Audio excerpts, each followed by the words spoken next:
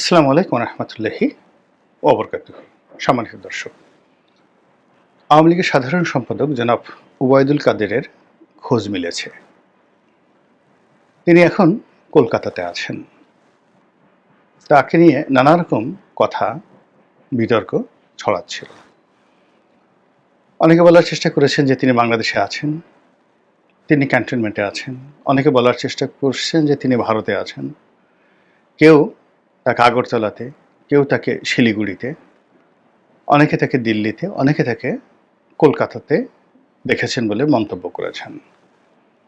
কেউ কেউ বলার চেষ্টা করেছেন তিনি অসুস্থ, আবার অনেকে বলার চেষ্টা করেছেন যে তিনি কলকাতাতে একবার বের হয়েছিলেন এবং আওয়ামী লীগের নেতাকর্মীদের দ্বারা তিনি শারীরিকভাবে লাঞ্ছিত হয়েছেন, অপমানিত হয়েছেন। এরপর তিনি অন্তর্ধানে বা আত্মগোপনে চলে গেছেন। এই গত কয়েকদিন আগে তার সম্পর্কে যে বক্তব্য, সেটি হলো যে তিনি বিদেশের একটি হাসপাতালে, সম্ভবত সিঙ্গাপুরে বা ব্যাংককে, সেখানে গিয়ে তিনি মারা গেছেন। এরকম যখন তাকে নিয়ে আলাপ হচ্ছিল, আলোচনা হচ্ছিল, ঠিক সেই সময়টাতে তিনি ভারতের একটি পত্রিকার সঙ্গে সাক্ষাৎকার দিয়েছেন, অডিও সাক্ষাৎকার। এখানে তিনি সুদীর্ঘ সময় ধরে অত্যন্ত ধীর এবং স্থিরভাবে কথা বলেছেন। তার কণ্ঠস্বর ছিল বেশ ঝাঁঝালো।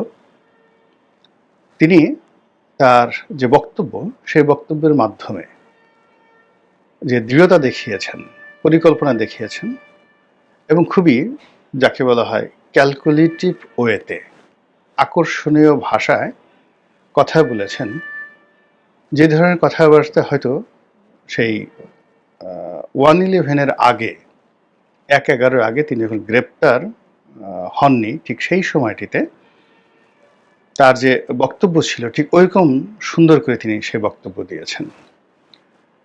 পরবর্তীতে তিনি যখন এমপি হলেন, মন্ত্রী হলেন, তার কথার মধ্যে একটা আয়েশি ভাব চলে এলো। তিনি টেনে টেনে কথা বলা শুরু করলেন। তার যে কাব্যিক ঢং, ছাত্র জীবনে তিনি যেভাবে কথাবার্তা বলতেন, ওটার একটা বিকৃত রূপ তার ক্ষমতার সময় আমরা দেখেছি। ফলে 2009 থেকে বলতে গেলে সেই 2025 সন পর্যন্ত তার কথাগুলো, বক্তব্যগুলো একেবারে বিরক্তিকর এবং অনেকের নিকট রং তামাশা, হাস্যরসের সৃষ্টি করত। এবং তিনি যেভাবে কথাবার্তা বলতেন, না ডানে না বামে, তিনি দলের পক্ষে কথা বলছেন না বিপক্ষে কথা বলছেন, তিনি কি দলকে নেতৃত্ব দিচ্ছেন নাকি দলকে ডুবাচ্ছেন, তার বক্তব্যে বোঝা যেত না। এবং তার আচরণ, কথাবার্তা প্রায় ভাইরাল হতো এবং তাকে নিয়ে যে সকল নেতিবাচক কথাবার্তা প্রচারিত হতো, সেটি ছিল যে তিনি কাউয়া কাদের। তাকে কাকের সঙ্গে তুলনা করা হতো। এর কারণ হলো একবার তিনি বলেছিলেন যে আওয়ামী লীগের মধ্যে অনেক কাউয়া ঢুকে গেছে, তারপরে হাইব্রিড মুরগি ঢুকে গেছে।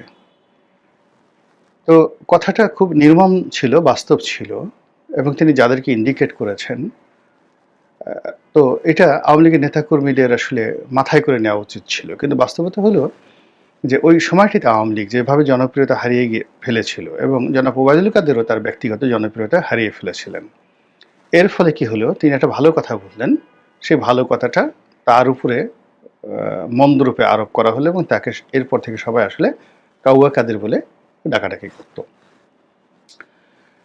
বিষয়টা আমার জন্য খুব বিব্রতকর ছিল। এর কারণ হলো অলমোস্ট 2014 সন পর্যন্ত, না 16 সন পর্যন্ত তার সঙ্গে আমার একটা যোগাযোগ ছিল এবং নিঃসন্দেহে একটা ভালো সম্পর্ক ছিল। 2001 থেকে একেবারে 2014 পর্যন্ত নিবিড় একটা সম্পর্ক ছিল। তো এই জন্য তার এই দুরবস্থা দেখে আমার খুব কষ্ট লাগতো। আর যখন আমি ছাত্র ছিলাম, সেই ছাত্র জীবন থেকে কর্মজীবন পর্যন্ত, আপনি সেটা 80-র দশক থেকে 2001 সন পর্যন্ত ধরেন, এই সময়টিতে তিনি মূলত আমার নেতা হিসেবেই ছিলেন এবং একজন কর্মীর সঙ্গে একটা নেতার যে সম্পর্ক থাকে, ওবায়দুল কাদেরকে কেন্দ্র করে আমাদের সেই ধরনের সম্পর্ক ছিল। তিনি ছিলেন সহজ সরল, ঝামেলায় জড়াতেন না, কারো উপকার করতে পারলে করতেন, কিন্তু কাউকে ক্ষতি করতেন না। এটা আমি বলছি একেবারে সেই 2014 সন পর্যন্ত।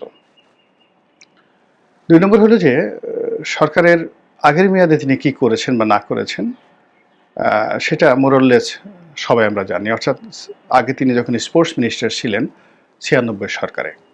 তো তখনও ভালো পোশাক-আশাক পরা, স্টাইল করা, তার মধ্যে একটা দুর্বলতা, কোট টাই পরা দুর্বলতাকে দেখা যেত। কিন্তু তিনি ছিলেন কর্মী বান্ধব। তার সঙ্গে যারা চলতেন সবাইকে তিনি অর্থনৈতিকভাবে প্রতিষ্ঠিত করার চেষ্টা করেছেন। কিন্তু নিজে ওভাবে দুর্নীতি করেছেন, অনেক টাকা পয়সার মালিক হয়েছেন, সেটা ৯৬ থেকে সেই ২০০১ সনে আমরা অন্তত দেখিনি। তিনি একটা বাসাতে থাকতেন, খুবই ছোট একটা বাসাতে থাকতেন, ১৪০০ বা ১৫০০ স্কয়ার ফিটের। সেটা হলো সেগুনবাগিচাতে, মন্ত্রী থাকার পরেও। আমার অফিসে অনেকবার এসেছেন এবং তার অভাব এমন পর্যায়ে ছিল ২০০১ সনের পরে যে কখনো, কখনো ৫,০০০, ১০,০০০ টাকাও তার প্রয়োজন হয়ে পড়ত। 1/11 এর সময় তার অর্থনৈতিক দুরবস্থা এমন পর্যায়ে পৌঁছেছিল যে উকিলকে যে তিনি ৫,০০০, ১০,০০০ টাকা দিবেন এই অবস্থাও তার ছিল না। নেতাকর্মীরা তাকে দিত, খুশি মনে দিত সবাই, এবং তিনি জোরাজুরি করে নয়। দলের যুগ্ম সাধারণ সম্পাদক ছিলেন, শেখ হাসিনার খুব ঘনিষ্ঠজন ছিলেন। কোথাও যাওয়া দরকার, দলের কোন কর্মীর একটা ভালো গাড়ি দরকার, তার দুর্বলতা ছিল তিনি একটা ভালো গাড়িতে চড়তে পছন্দ করতেন। আর কেউ যদি তাকে ভালো একটা শার্ট দিত, প্যান্ট দিত, একটা টাই দিত, ভীষণ রকম খুশি হতেন।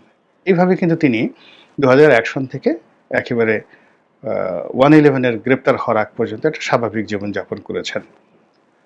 তাকে কেন্দ্র করে যদিও তিনি যুগ্ম সাধারণ সম্পাদক ছিলেন, কিন্তু সাধারণ সম্পাদক যিনি ছিলেন আব্দুল জলিল সাহেব, তার সঙ্গে তার সম্পর্কের কোনো ঘাটতি ছিল না। খুব ভালো সম্পর্ক ছিল এবং দুইজন হরিহর আত্মার মতো ঘুরে বেড়াতেন। তার সঙ্গে সাবের হোসেন চৌধুরীর খুব ভালো সম্পর্ক ছিল, যিনি ২০০১ থেকে একেবারে ২০০৯ পর্যন্ত শেখ হাসিনার খুবই ঘনিষ্ঠ ব্যক্তি ছিলেন। তার সঙ্গে সৈয়দ আশরাফেরও ভালো সম্পর্ক ছিল, তার সঙ্গে সৈয়দ আবুল হোসেনের ভালো সম্পর্ক ছিল, তার সঙ্গে সবারই ভালো সম্পর্ক ছিল। শেখ হেলালেরও ভালো সম্পর্ক ছিল। শেখ সেলিম, যার পত্রিকায় তিনি চাকরি করতেন, তার সঙ্গে ভালো সম্পর্ক ছিল। তিনি বলতে গেলে একজন বন্ধুবৎসল ব্যক্তি ছিলেন। পরবর্তীতে যখন সৈয়দ আশরাফ সাহেব সাধারণ সম্পাদক হয় এবং তার নাম বারবার আসতে থাকে যে ওবায়দুল কাদের তার প্রতিদ্বন্দ্বী, বিশেষ করে তিনি যখন যোগাযোগ মন্ত্রী হলেন, তখন থেকে সৈয়দ আশরাফের সঙ্গে তার একটা মনস্তাত্ত্বিক দূরত্ব তৈরি হয়। কিন্তু এটা অসামাজিক ছিল না এবং এটা হানাহানি বা মারামারি কাটাকাটি পর্যায়ে ছিল না। তিনি একেবারেই ভদ্রলোক একজন মানুষ ছিলেন। তো তিনি খালিল জিবরানের কবিতা পড়তেন, সারাক্ষণ বই নিয়ে ব্যস্ত থাকতেন এবং আমাদের সঙ্গে যাদের ভালো সম্পর্ক ছিল, আমরা যারা তরুণ সংসদ সদস্য, তার মধ্যে আমার সাথে ভালো সম্পর্ক ছিল। অন্য কারোর সঙ্গে তিনি মিশতেন না। এমপিদের মধ্যে অন্য যারা ছিলেন তরুণ, তাদের কারোর সঙ্গে ওনার আসলে ওরকম ঘরোয়া সম্পর্ক ছিল, কিন্তু আমার সঙ্গে সেই ২০০৯ থেকে ১৪ পর্যন্ত নির্ধারণ সম্পর্ক ছিল। তার দুঃখের কথা বলতেন, তার রুমে দাওয়াত করতেন, কথাবার্তা বলতেন এবং আলাপ আলোচনা করতেন সাহিত্য নিয়ে, হ্যাঁ, কবিতা নিয়ে, সাহিত্য নিয়ে, এবং কোন পৃষ্ঠা পড়েছেন, আর আমি টকশোতে কী বলি, তারপরে শেষে আমি পত্রপত্রিকায় কী লেখালেখি করি, তিনি সেগুলো পড়েন, তার স্ত্রী আমার এসে লেখা পড়ে, এগুলো তিনি আমাকে শোনাতেন। আর আসার সময় বলতেন যে তোমার কথাবার্তা তো নেত্রী শুনে, নেত্রী আমাকে নিজে বলেছে যে রনির টকশো আমি দেখি, তো তুমি মাঝে মধ্যে আমার কথা একটু বলিও। মানে ওনার ঠিক এরকম ভাষা ছিল, আমার কথা একটু বলিও, মানে টকশোতে বলিও। এই আবার তাহলে আমি বললাম যে কি বলবো, আপনি কি মন্ত্রী হতে চান? তখন আবুল হোসেন সাহেব মন্ত্রী। না না না না, আমি মন্ত্রী হতে চাই না। তাহলে আপনি কি হতে চান? আপনি কি দলের সাধারণ সম্পাদক হতে চান? না না না না না, আমি কিচ্ছু হতে চাই না, কিছু হতে চাই না, তুমি এমনি বলিও, আমার কথা একটু বলিও আর কি, এই যা। তো এরকম ছিল তার একান্ত সরলতা। কিন্তু সেই মানুষটি যখন ২০১৪ সনের পর ধীরে ধীরে ধীরে ধীরে ডেভিয়েশন হতে হতে মানুষের হাস্য তামাশার বিষয়বস্তুতে পরিণত হলেন, তখন সঙ্গত কারণেই আমার খারাপ লাগতো। আমি তাকে নিয়ে কাঙ্ক্ষিত সমালোচনা করেছি, নেতিবাচক কথাও বলেছি অনেক, কিন্তু কোনো অবস্থাতেই কখন তিনি টেলিফোন করে অনুযোগ করেননি। একদিন শুধু টেলিফোন করেছিলেন, তাকে আমি ফাটাকেষ্ট বলে একটা লেখা লিখেছিলাম বাংলাদেশ প্রতিদিন পত্রিকাতে, ইতিবাচক অর্থে। তো লোকজন তার কাছে বলছে যে মিস্টার রনি তো আপনাকে একদম ডুবিয়ে দিয়েছেন। তো সেই সময়টিতে আমাকে ফোন করলেন যে রনি, তোমাকে আমি এত ভালোবাসি, তুমি আমাকে ফাটাকেষ্ট বলেছ। তখন বলল যে, আমি বললাম যে, কাদরি ভাই আমি তো আপনাকে ফাটাকেষ্ট বলিনি, আপনি লেখাটা পড়েন। মগবাজার ফ্লাইওভারের নিচের যে রাস্তাটা নষ্ট হয়ে আছে, সেই রাস্তাটা মেরামত করার জন্য আমি আপনাকে বলেছি। পুরো সেই কাকরাইল থেকে মালিবাগ, মালিবাগ থেকে রামপুরা, তারপরে শেষে এখানে বেইলি রোড থেকে একেবারে মগবাজার হয়ে তেজগাঁ পর্যন্ত পুরো এলাকায় মানুষ চলতে ফিরতে পারে না। তো উনি বললেন যে, দেখো এটা তো আমার অধীন না, এটা হলো এলজিডির আন্ডারে, সৈয়দ আশরাফের আন্ডারে, আমি তো যোগাযোগ মন্ত্রী। তা আমরা যে, ভাই আপনি একটু যান সেখানে গিয়ে একটা ঘোরাফেরা দেন, কথাবার্তা বলেন, কন্ট্রাক্টরকে, আপনি দলের সাধারণ সম্পাদক, কন্ট্রাক্টরকে বলেন কাজটা করে দেওয়ার জন্য। এবং উনি সেই কাজটি করলেন এবং এরপর ১ সপ্তাহের মধ্যে কিন্তু কন্ট্রাক্টর সেই কাজটা একটা চলনসই করে দিয়েছিল। এই হলো উনার সঙ্গে আমার এমপিগিরি আমার চলে যাওয়ার পর ২০১৫ বা ১৬ সনে সর্বশেষ কথা। এরপর আর উনার সঙ্গে আমার কখনো কথা হয়নি। আর পার্লামেন্টে একদিন মানে সেই তাকে যেটা বলা হয় যে, যখন আমি তাকে নিয়ে একদিন সমালোচনা করেছিলাম, তিনি তখন মন্ত্রী। তিনি দূর থেকে খুব রাগ হয়ে গেল, এই রাজনীতি মাকে এটা বলছো। তা আমিও বললাম, রাগ হয়ে বললাম যে, কি বলছি আপনার কাছে? তো তিনি চুপ হয়ে গেলেন, বলে যে, আসলে আমি কি বলেছে জানি না, তবে তুফাইল ভাই বললো যে তুমি নাকি আমাকে ডুবিয়ে ফেলছো। তা আমি বললাম, তুফাইল ভাইয়ের কথায় আপনি উত্তেজিত হয়ে গেলেন। আমি এবার তুফাইল ভাইকে জিজ্ঞেস করলাম, তুফাইল ভাই আপনি এই কথা বলছেন কেন? আমি তো ওর সাথে দুষ্টামি করছি। তো এরকম ছিল আমাদের সম্পর্ক, মানে পার্লামেন্টে বসে। তো দলের সাধারণ সম্পাদক তখনও তিনি হননি, কিন্তু যোগাযোগ মন্ত্রী। তো তিনি আমাকে এসে মানে একদম আমার টেবিলের সামনে, আমি যেখানে বসি পার্লামেন্টে, সেখানে এসে রেগে মেগে অস্থির দূর থেকে, মানে একটা শিশুর মতো, হ্যাঁ তোমাকে এত ভালোবাসি, তুমি আমাকে এভাবে গালাগালি করছো। আমি আবার বললাম যে, না।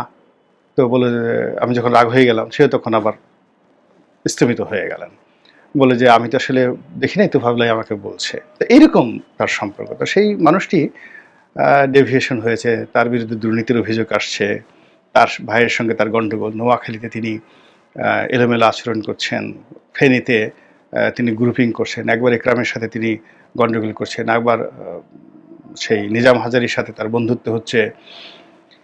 এরকম নানা রকম স্ক্যান্ডাল, নারীদেরকে নিয়ে নানা রকম স্ক্যান্ডাল আমাকে খুব আহত করছিল।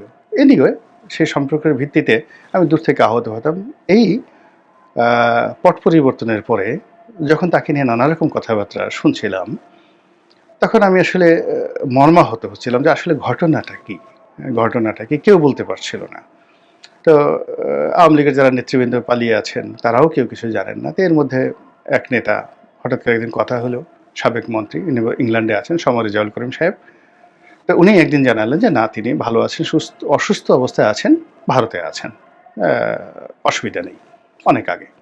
তো এর মধ্যে এই সাক্ষাৎকারটি দেখা হলো, যেটি বাংলাদেশের প্রধানতম পত্রপত্রিকাতে লিড নিউজ হয়েছে, এবং এটা দেখার পরে নানা রকম ট্রল আবার শুরু হয়েছে, কাউয়া বেঁচে আছে, তাকে ওটা করো ওটা করো, ইত্যাদি ইত্যাদি।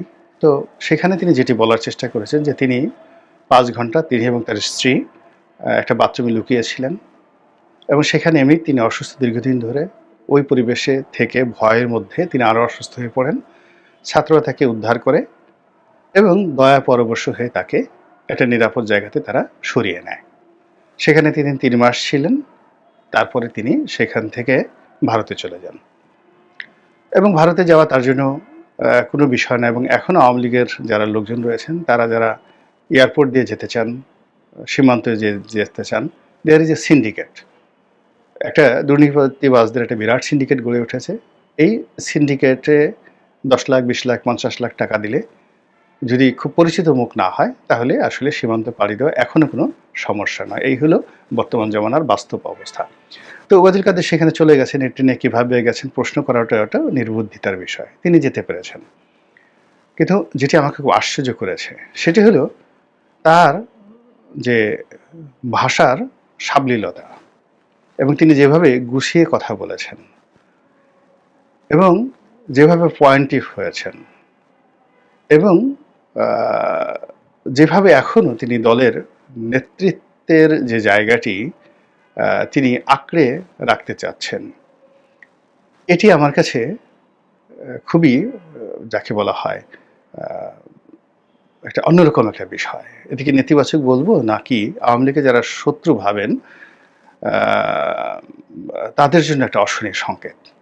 এর কারণ হলো আপনি এই সময়ের মধ্যে দেশে এবং দেশের বাইরে আওয়ামী লীগের পক্ষে আওয়ামী লীগের যে সকল বুদ্ধিজীবী, জ্ঞানী, গুণী যারা কথাবার্তা বলছেন, সেটা ইউটিউবার বলেন, সেটা যাকে বলা হয় আওয়ামী লীগের সাপোর্টার বলেন, কিংবা সেটা আরাফাত বলেন বা অন্য যারাই কথা বলেছেন অডিওতে, ভিডিওতে কথাবার্তা বলেছেন, ইনক্লুডিং দলের সভানেত্রী। তো এদের কথা, সভানেত্রীর কথা উনি যাই বলেন না কেন এগুলো গুরুত্ব পায়। আওয়ামী লীগের শেখ হাসিনা এইভাবেই কথা বলেন, আর শেখ হাসিনা যাই বলেন না কেন আওয়ামী লীগের নেতাকর্মীরা মনে করেন তিনি এটা মাখনের মতো কথা বলছেন। তো শেখ হাসিনার বিষয়টা আলাদা, বাকি যারা কথাবার্তা বলেছেন এদের কোনো কথার আগা নেই, মাথা নেই, আকর্ষণ নেই, কোনো কিছু নেই।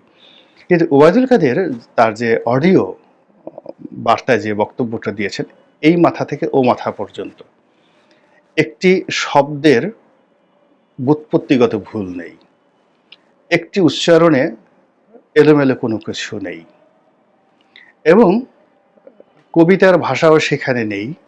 গদ্যকে তিনি পদ্মের মতো করে বলেছেন, কবিতার ঢঙে বলেননি, গদ্যকে পদ্মের মতো করে তিনি চমৎকারভাবে তিনি তার কাহিনী গল্পের মতো বর্ণনা করেছেন। এবং যারা সেই অডিও শুনেছেন এই মাথা থেকে ও মাথা পর্যন্ত তারা না শুনে সেখানে আসতে পারবেন না।